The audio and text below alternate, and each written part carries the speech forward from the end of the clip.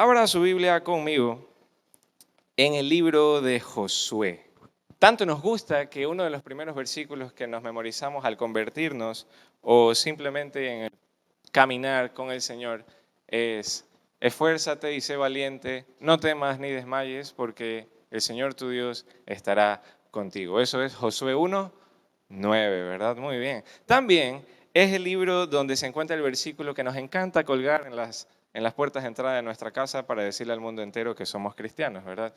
Ustedes decidan qué van a hacer, pero yo y mi casa serviremos al Señor, ¿verdad? Muy bien.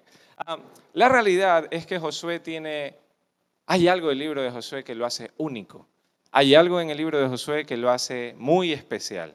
Y es que el libro de Josué es el libro donde todas las promesas que Dios ha venido hablando a Israel se cumplen. Literalmente se cumplen todas, tanto así que el mismo Josué, solo 2 capítulos antes de terminar su libro, dice lo siguiente, dice: no faltó palabra de todas las buenas promesas que Jehová Dios había hecho a la casa de Israel, todo se cumplió, dice Josué.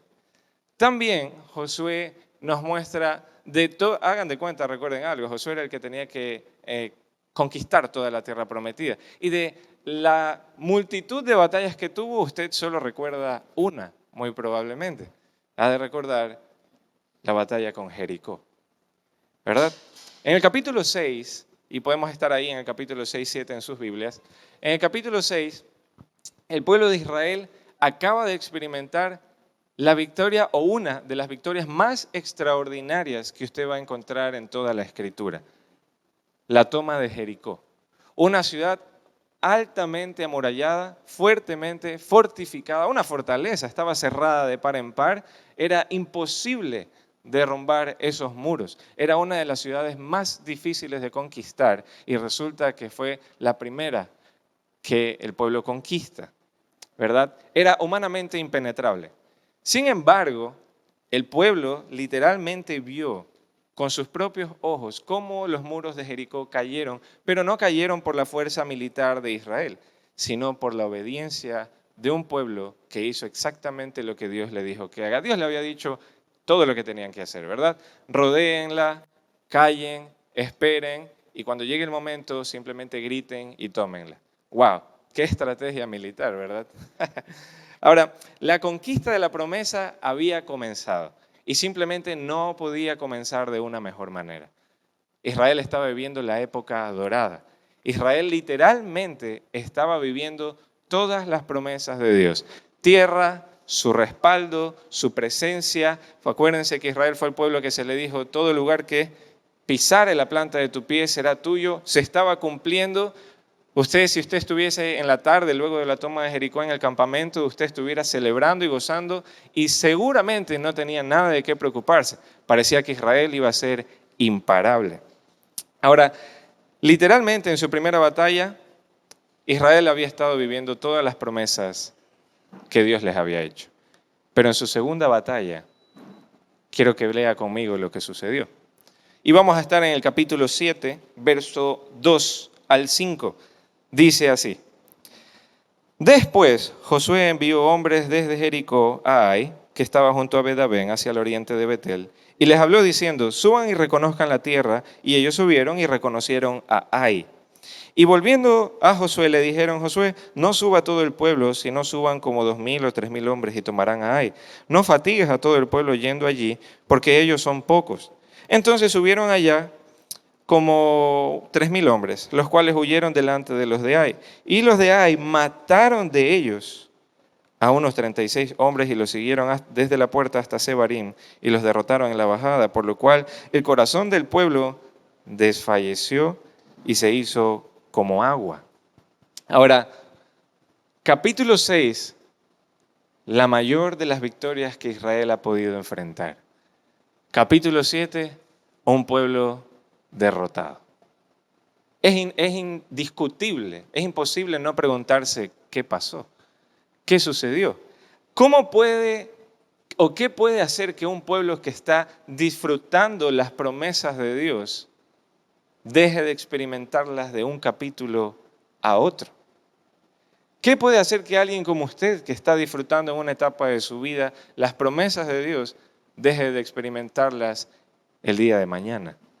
Ahora, recuerde lo que acaba de decir el texto sobre Ai. Era una ciudad pequeñita. Tanto así que le dicen a Josué, Josué, no mandes a todos, ¿verdad? Ahora usted podría decir, la verdad es que Israel, creo que el problema fue que subestimó la capacidad de un pueblo pequeño, ¿verdad? O tal vez podría decir, no hicieron una estrategia, no tuvieron una estrategia militar tan buena. Pero la realidad es que el problema fue mucho más grande. No es que subestimaron la capacidad de un pueblo pequeño, subestimaron las consecuencias que pueden pasar un pecado pequeño. El problema no estaba en Ai, no estaba en la ciudad, no estaba en la estrategia que utilizaron. El problema estaba en algo que se encontraba escondido, un pecado que estaba escondido debajo de una tienda dentro del campamento de Israel. Ahora lea conmigo los versos 1.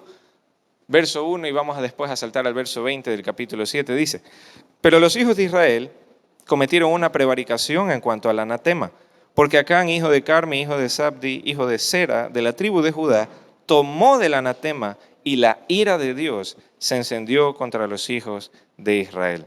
Salte al versículo 20, preguntémosles a Acán, Acán, ¿qué hiciste? Y Acán respondió a Josué diciendo, verdaderamente yo he pecado contra Jehová, el Dios de Israel, y así he hecho. Pues vi entre los despojos un manto babilónico muy bueno y 200 siclos de plata y un lingote de oro de peso de 50 siclos, lo cual codicié y tomé, y he aquí que está escondido bajo tierra en medio de mi tienda y el dinero debajo de ello.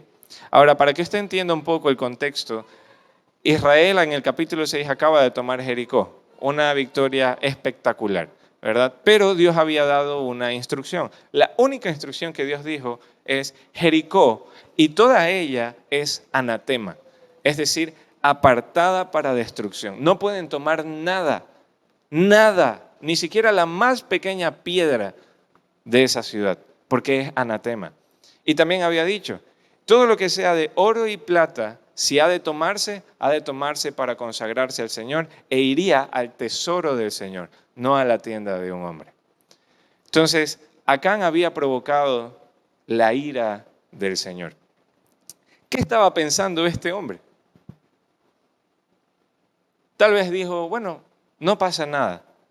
O tal vez era, no dice que es israelita, pero tal vez era guayaco, ¿verdad? Dice, ya que pase lo que tenga que pasar. Así dicen, ¿verdad? Y se ríen, no se ríen. ¿Verdad?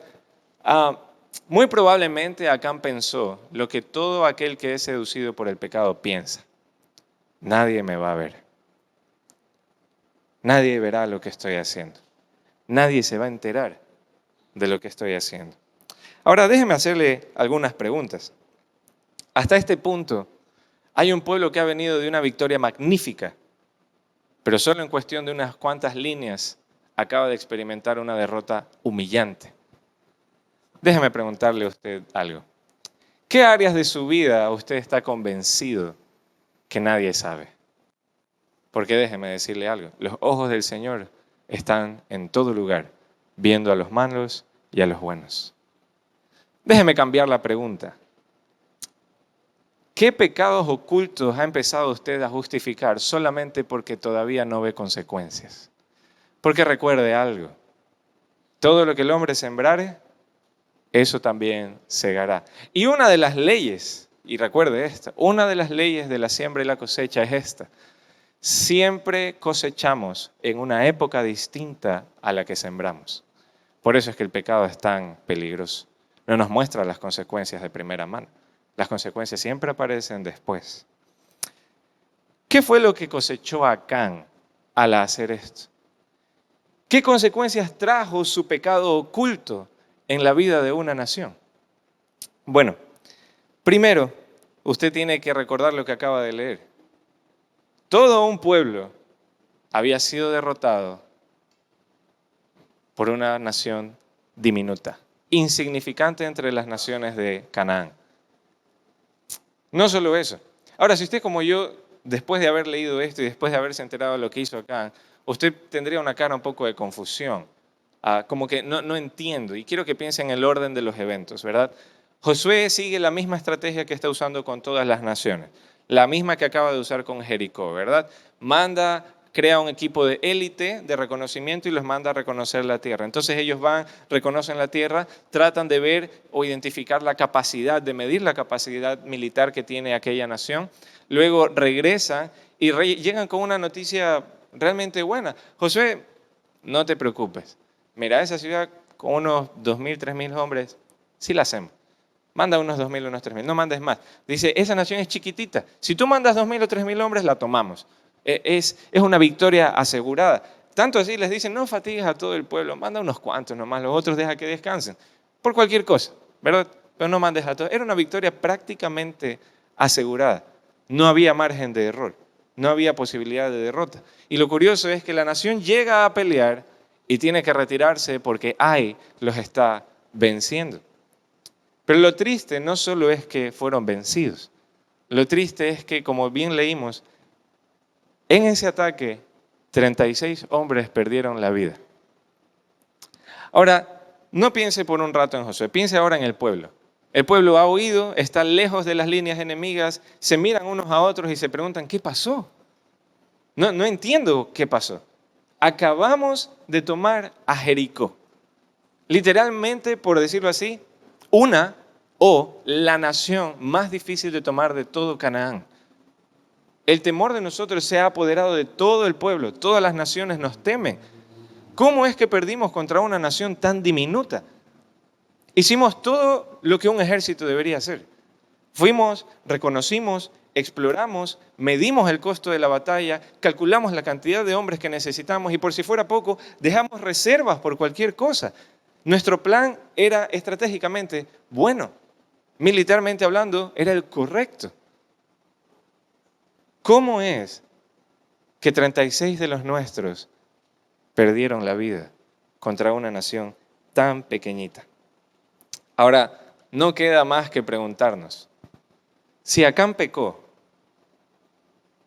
¿cómo es que 36 hombres que no pecaron murieron por el pecado de Acán? Si nos ponemos más profundos, la pregunta diría algo así. ¿Qué tiene que ver un pedazo de tela y un lingote de oro escondido en una tienda con la muerte de 36 de los nuestros? No tiene sentido. Ahora, ¿sabe usted qué es lo más aterrador? Lo más aterrador es que Israel se levantó a pelear con Ai, caminó en pos de esa lucha sin saber lo que Acán había cometido. No sé si estaban uniendo las piezas. 3.000 hombres de Israel estaban caminando hacia su derrota sin saberlo. 36 de esos 3.000 estaban caminando hacia su muerte sin saberlo, sin saber lo que había hecho Acán. Y todo por el pecado escondido de un hombre.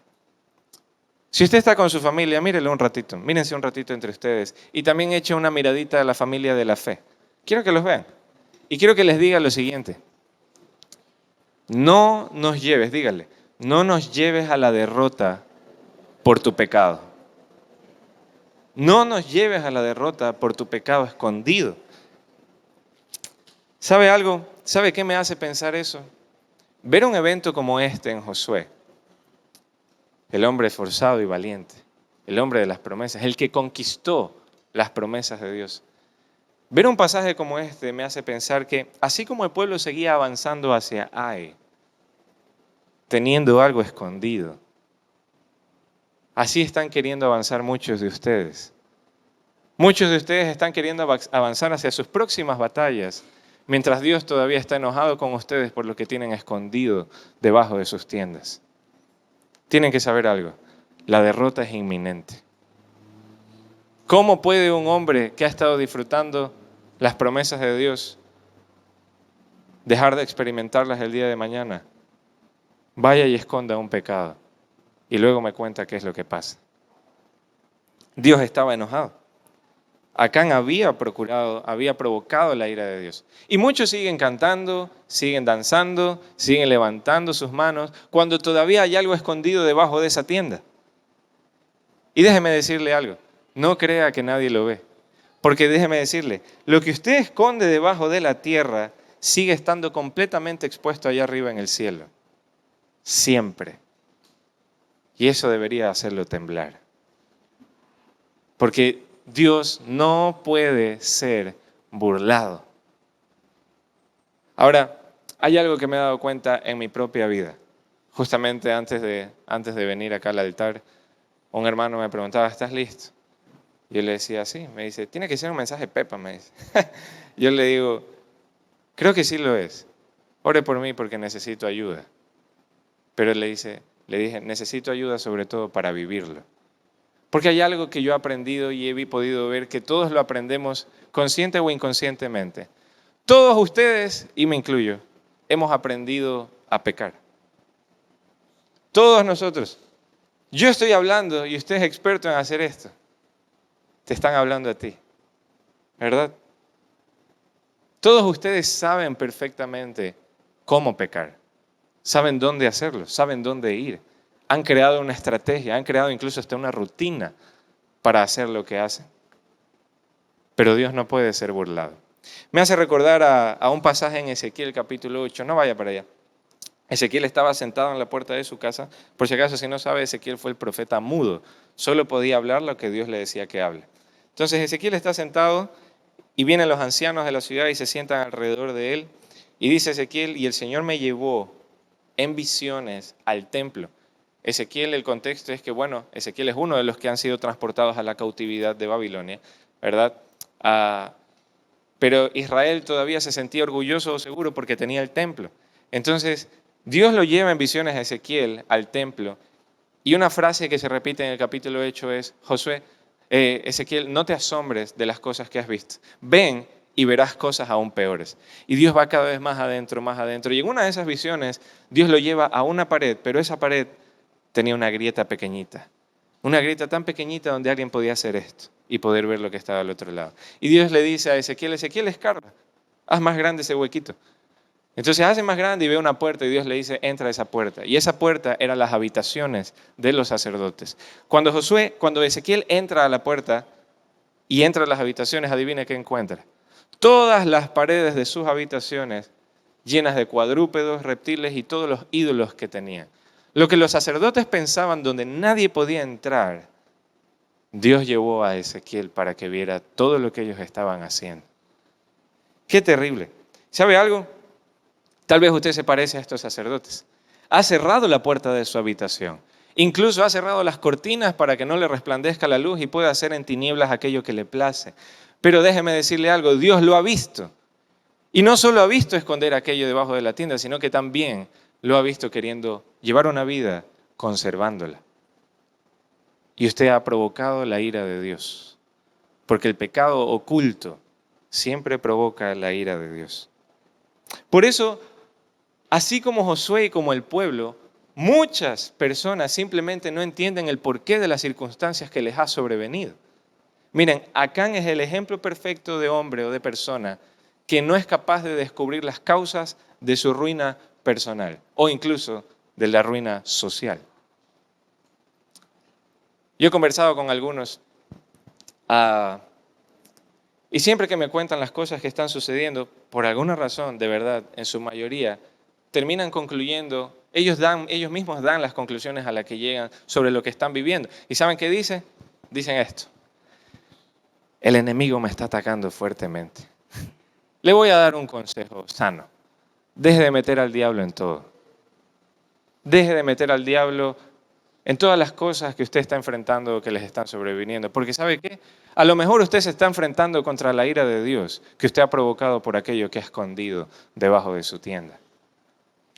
Ahora bien, es más, a veces Dios permite las ciertas derrotas en nuestra vida para incluso confrontar pecados que nos hemos negado a abandonar.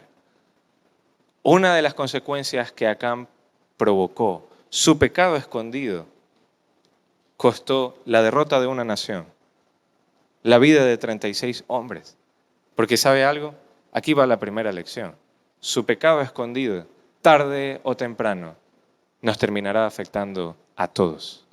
Si usted se da cuenta cómo empezaba el verso 1, Dios dice, Israel ha prevaricado. Israel ha pecado.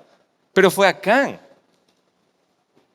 Si usted como buen guayaco, usted diría, ¿y yo qué tengo que ver con que alguien de otra tribu haya hecho eso? Si yo soy de la tribu de Benjamín, él es de la tribu de Judá, allá que paguen los de Judá, ¿verdad? Pero no, Dios dice, Israel ha pecado. Qué terrible. Lea conmigo los versos 6 al 15. Vamos a seguir todo el capítulo 7, versos 6 al 15. Vea lo que sucede. Verso 6 dice, entonces Josué rompió sus vestidos y se postró en tierra sobre su rostro delante del arca de Jehová hasta caer la tarde. Él y los ancianos de Israel y echaron polvo sobre sus cabezas. Y Josué dijo, ay Señor, ¿por qué hiciste pasar a este pueblo el Jordán para entregarnos en manos de los amorreos para que nos destruyan? Ojalá nos hubiéramos quedado al otro lado del Jordán. Ay Señor, ¿qué diré ya que Israel ha vuelto la espalda delante de sus enemigos? Esta es una escena sumamente triste. Es más, ninguno de nosotros recuerda algo como esto. Porque sencillamente el nombre de Josué no concuerda con esta imagen de Josué. Cuando usted escucha a Josué, usted escucha al hombre forzado y valiente. Se lo imagina con una espada en la mano y todo lleno de sangre, llegando al pueblo y diciendo, gané. Pero esta escena es sumamente triste. Josué está postrado en el suelo, quebrantado. Ha estado todo el día hasta que llegó la tarde, postrado de rodillas con el rostro a tierra, quebrantado porque no entiende por qué Israel acaba de perder. Recuerde que Josué ni siquiera sabe que Acán tiene eso escondido. Josué está lleno de incertidumbre, sin entender absolutamente nada. Pero quiero que recuerde quién era este hombre. Josué fue el hombre que cuando el pueblo dijo, no podremos tomar esa ciudad, él con Caleb se pararon y dijeron, nosotros sí podremos. Cuando el pueblo dijo, no podremos porque ellos son gigantes y nosotros langostas, Josué fue el que dijo, los devoraremos como pan comido. Josué es el que en el capítulo 1, Dios le dice 4 veces, esfuérzate y sé muy valiente. Y en el 1:9, que es el que nos gusta, yo estaré contigo. Josué es el mismo que en el capítulo 4 vio retroceder las aguas del Jordán para que pasen en pos de la promesa. Es que en el capítulo 5, antes de tomar a Jericó y teniéndola en la mira, Josué ve al comandante del ejército de Dios, un hombre con la espada desenvainada, resplandeciente, del lado de él para tomar Jericó. Y es que en el capítulo 6 acaba de vivir las promesas de Dios cumpliéndose en su vida. Y ahora tienes a Josué diciendo, ojalá nunca hubiéramos venido a este lugar. Qué escena tan triste. Ahora debo rescatar algo de Josué. Josué hace lo que todo hombre de Dios debería hacer cuando las cosas que están sucediendo dejan de tener sentido. Él corre a la presencia de Dios. Y estando ahí en la presencia de Dios, es donde Dios le revela a Josué exactamente lo que ha estado pasando. Y pese a que yo puedo nombrar 20,000 consecuencias que puedo encontrar en el capítulo 7, hay un versículo que me muestra las peores de ellas. Quiero que vea el verso 12. Lea el verso 12 conmigo. Dice, Dios hablándole a Josué, por esto, Josué, los hijos de Israel no podrán hacer frente a sus enemigos, sino que delante de sus enemigos volverán la espalda, por cuanto han venido a hacer anatema. Ni estaré más con vosotros si no destruyeres el anatema de en medio de vosotros. Quiero que vea lo que está pasando aquí. Prácticamente, Dios le está enseñando a Josué desde temprano, porque Jericó fue la primera, Ai fue la segunda. Le está enseñando 2 maneras de vivir. O vives con las promesas de Dios haciéndose realidad en tu vida, o vives sin el respaldo de sus promesas. El capítulo 1 de Josué menciona 4 veces la frase esfuérzate y sé valiente, pero solo en una de ellas hace un énfasis distinto. La primera vez que la menciona con su misión, tú repartirás la tierra. La segunda vez que la menciona con su responsabilidad. Cuida de hacer todo lo que está escrito en mi ley. La tercera vez que Josué 1:9 está la promesa y la cuarta solo es un recordatorio general. Ahora, solo en una de ellas el Señor hace un énfasis y no es Josué 1:9, es Josué 1:7, donde dice, esfuérzate y sé muy valiente para obedecer mi palabra. Lo que Dios le está diciendo a Josué, Josué, hay pecado en una de las tiendas de Israel. Todavía no le dice quién. Hay pecado en una de las tiendas. Hay pecado escondido en la vida de uno de estos hombres que forman parte de tus filas en el ejército. Y Dios le está diciendo a Josué, Josué, ya no estaré más con ustedes. Espérate, Señor. Pero en Josué 1:9 me dijiste que me esfuerce y sea valiente y yo estaría contigo y tú estarías conmigo donde quiera que yo vaya. Y Dios le dice a Josué, sí, Josué, es verdad que yo dije eso. Pero no se puede vivir un Josué 1:9 sin haber vivido primero un Josué 1:7. Porque mis promesas solamente acompañan a quien pone por obra mis palabras. No crea que usted va a poder arrebatar las promesas de Dios mientras usted tenga escondido eso en su tienda. A usted le enseñaron, ¿verdad? Y le escuchan la gente y la gente enseña también. Pelea por tu bendición, lucha por... Déjeme decirle, usted perderá cada promesa del Señor si usted no cumple su palabra.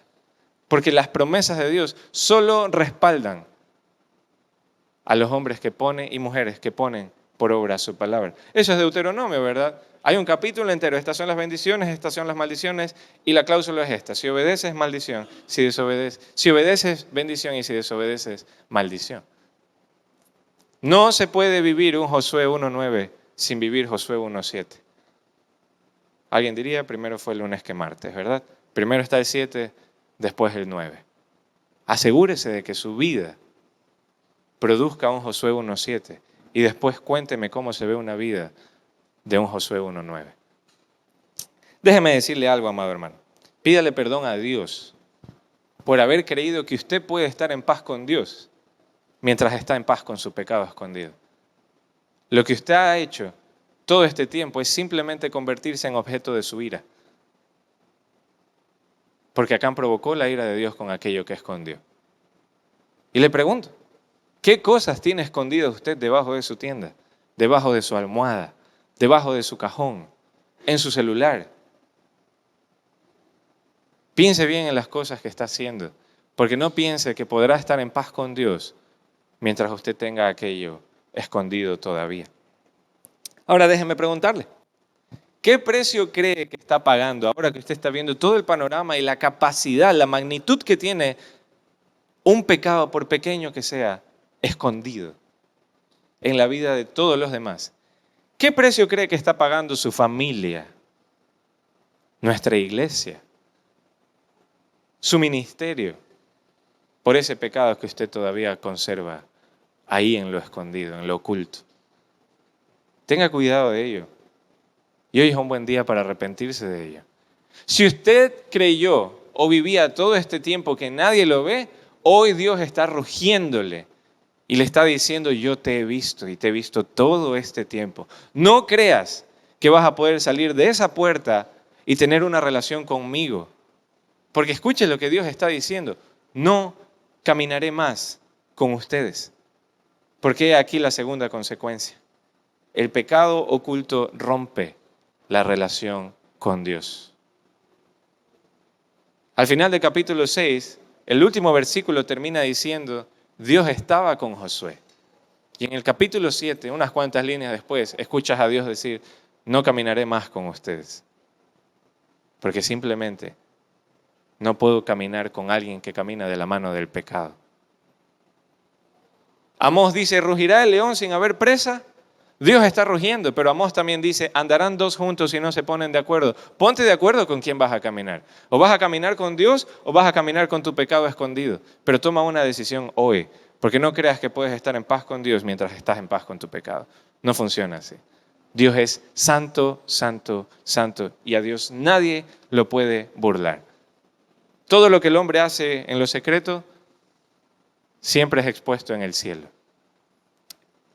Y ninguno, todo el que comete pecado, todo el que encubre su pecado, que dice Proverbios, no prosperará. Así de sencillo, usted lo sabe muy bien. Ahora, déjeme decirle algo. Otra de las consecuencias del pecado escondido es que le tengo una mala noticia. Y es que todo pecado escondido siempre termina siendo expuesto. Vea cómo termina Acán. Vamos a ver. Realmente es increíble lo que sucede y hasta me atemoriza. Mira lo que pasó con Acán en el verso, vamos a ver. Primero lee el verso 13.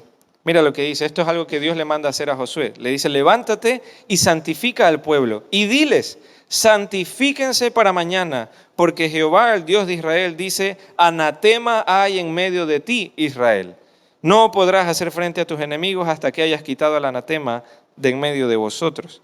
Verso 14, sacarán pues mañana por vuestras tribus, y la tribu que Jehová tomare se acercará por sus familias, y la familia que Dios tomare se acercará por sus casas, y la casa que Jehová tomare se acercará por los varones. Y el que fuera sorprendido será quemado él y todo lo que tiene. Pasa al verso 16. Josué pues levantándose de mañana hizo acercar al pueblo de Israel por sus tribus, y fue tomada la tribu de Judá. Ay, ay, ay. Ahora, usted puede imaginárselo Acán. Acán era parte de las filas del ejército. Acán vivió Jericó, pero también vivió Ai. Ahora, Josué convoca a toda la asamblea y les dice, santifíquense para mañana, porque toditos nos vamos a congregar. ¿Y saben por qué nos vamos a congregar? Porque el Señor ha visto que hay alguien que tiene un pecado escondido. Y el Señor mañana decidirá y nos mostrará quién es. Pónganse a pensar en Acán. Ay, ay, ay, como dice el pastor. Pastor, yo sé que usted me está viendo. Pastor, nuestro pastor está de viaje, ¿verdad? Oremos por él. Así como dice el pastor, ay, ay, ay. Acán sabe que será descubierto. Sabe que Dios ha visto lo que nadie más lo vio hacer. Y ahora a la mañana siguiente se levantan todas las tribus y es tomada la tribu de Judá. Y si usted sigue leyendo, es tomada después la tribu de Zabdi. Después, la tribu de la casa del padre de Acán. Y después, la casa de Acán. Quiero que piensen en el orden de estos eventos. Dios les había dicho, santifíquense. Acán tuvo la oportunidad de confesar lo que había hecho. Ya sabe que Dios lo vio. Simplemente pudo haber dicho, pequé y este es mi pecado oculto. Esto fue lo que hice. Acán sabe que Israel ha pecado. Sabe que su tribu va a ser tomada, pero mira hasta qué punto, hasta dónde está dispuesto a llegar el hombre, hasta dónde está dispuesto a llegar Acán con tal de no ser expuesto.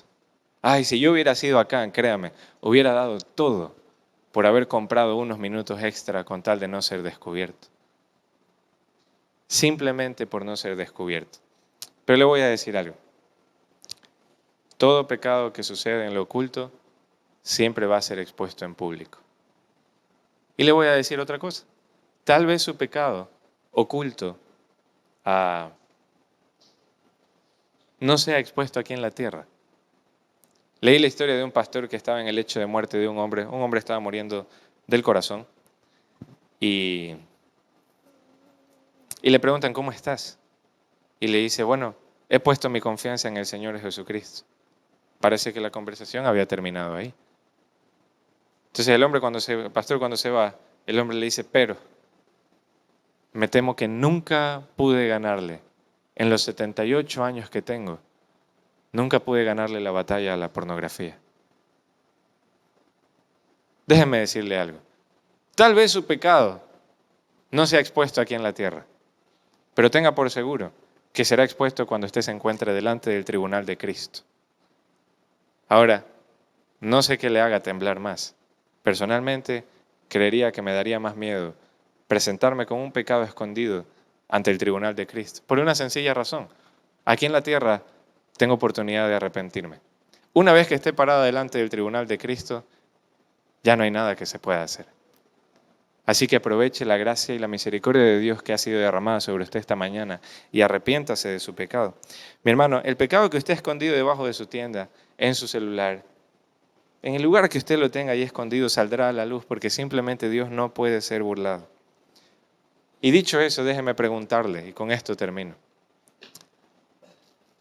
¿Qué pecados necesita confesar hoy o exponer hoy antes que Dios tenga que exponerlo mañana en público? No crea que usted se saldrá con la suya, porque Dios no puede ser burlado. Y quiero que se ponga a pensar en todo lo que ha pasado con Josué 7. Porque su pecado oculto, el pecado oculto de Acán, afectó a una nación.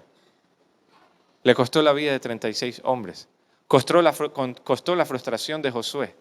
El hombre que había vivido las promesas de Dios ahora está viviendo un desierto y una confusión extrema. No sé por qué perdimos. Le costó la vida también a su familia. ¿Cómo termina la vida de Acán? Le dicen, Acán confiesa. Acán confiesa su pecado, lo leímos. Tomé un manto babilónico, un lingote de oro. Y le dice, ok, Acán, párate ahí en medio. Y también se pararán junto a ti tus hijos, tus hijas y toda tu casa. Y el fin de Acán fue que fue apedreado él y toda su casa. Y pusieron sobre sus cuerpos un montón de piedras. Y así como las murallas de Jericó cayeron y se convirtieron en ruinas, la vida de un hombre que pensó que podía vivir con su pecado oculto también terminó en ruinas, en medio de puros escombros. Amados hermanos, Israel vivió tiempos de gloria y solo bastó un capítulo, unas cuantas líneas para vivir una desgracia. Todo por el pecado de un hombre que estaba convencido que nadie se iba a enterar de lo que había hecho. Hoy arrepiéntase y vuélvase de su maldad. Dice la Escritura, aquel que encubre su pecado no prosperará, pero el que los confiesa y se aparta hallará misericordia. Si usted ha tenido su pecado escondido todo este tiempo, Dios lo ha visto y es momento de ponerse a cuentas con Él. Y Dios dice, estemos a cuentas, siéntense a la mesa. Si sus pecados fueren como el carmesí, como la blanca nieve, vendrán a ser. Pero estemos a cuentas. Porque si no, te hará el llamado que le hizo en Sofonías, creo que fue Sofonías. Le dice, caso contrario, prepárate para el encuentro con tu Dios. Ese es el llamado. Nosotros cantamos, tú proveerás, ¿verdad? Déjame decirle algo. Dios nos ha provisto un cordero. Cristo vino en un momento donde todos pensaban que su pecado nadie los vería. Y las frases de Jesús siempre fueron, ustedes son unos sepulcros blanqueados. Por fuera lucen todo bien, pero por dentro hay algo escondido que incluso se está pudriendo. Y cuando Dios levantó esa cruz, expuso los pecados de todos aquellos que creían que estaban ocultos. Pero cuando Dios levantó esa cruz, era nuestra cruz. Mi final tenía que ser como el de Acán. Mi lugar tenía que ser el que Cristo tomó. Pero simplemente por gracia, por algo que yo no me merezco, Cristo fue levantado entre el cielo y la tierra para que yo ya no viviera más esclavo del pecado, sino que ahora viva para su gloria. Y Dios ha hecho de mí un pueblo escogido, pueblo adquirido por Dios, nación santa.